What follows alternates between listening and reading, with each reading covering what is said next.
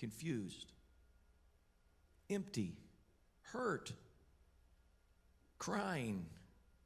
Can you imagine the range of emotions that she was feeling? I didn't ask for this. I didn't ask to come with you. I was asked to come. I just obeyed what I was asked to do. And now I'm being kicked out. I'm being pushed aside as if I am worth nothing. Maybe she left initially with hope that, things would get better. But the longer they wandered in the wilderness, in the desert, the more dire the situation got. The water was gone. She placed Ishmael under some shrubbery to keep her from hearing and watching his death. She's crying and she's weeping.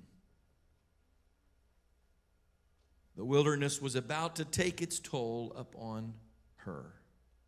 She had done all that she could do in her tears, in her confusion, in her anxiety, in the heat and exhaustion of the moment.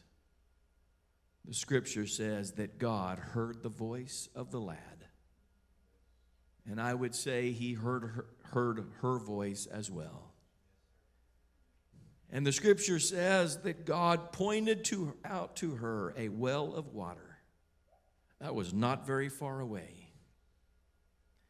And God opened her eyes, and she saw a well of water, and she ran and filled the bottle with water and gave it to her son. And God spared her life and the life of her son. The scripture says that God, verse 20, God was with the lad, and he grew. I would submit to you that God did more than just show her a well of water. The well of water was the immediate solution to her problem. But it was more than just a well. It became a life source for her for the rest of her life.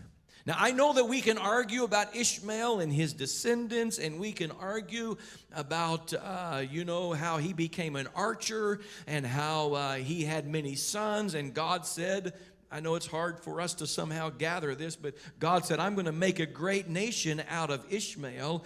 A great nation doesn't necessarily mean a good nation or a person that does everything right, but he was going to bless him in so many ways, and God did that. And it all started with someone who was not according to the promised seed. It happened to somebody who was from Egypt. It happened from somebody who was done wrong. It happened from somebody who had made a lot of mistakes.